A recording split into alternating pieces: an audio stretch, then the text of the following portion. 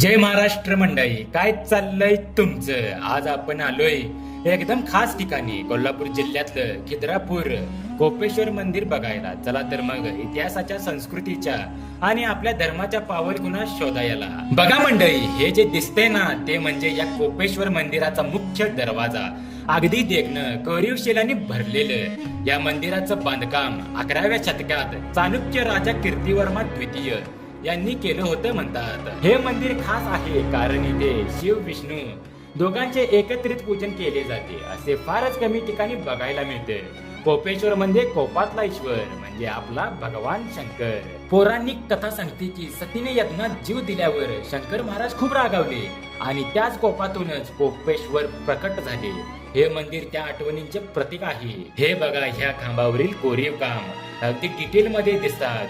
देवदेवतांच्या मूर्त्या, नृत्य करणाऱ्या अप्सरा, हत्ती, सिंह, काय नाही आहे इथे. गर्भगृहात आहे शिवलिंग आणि विशेष म्हणजे इथे नंदी बाहेर बसलेला नाही, तो गर्भगृहात नाही आहे. कारण म्हणतात ना, शंकर देव रागात होते तेव्हा नंदी त्यांच्या मागेच नव्हते. मंडळी, कोपेश्वर मंदिर म्हणजे फक्त एक धार्मिक ठिकाण नाही, तर आपल्या इतिहासाची आणि संस्कृतीची साक्ष आहे. जर तुम्ही कधी कोल्हापुरात आलात ना, खिद्रापूरचं हे देऊळ नक्की बघा.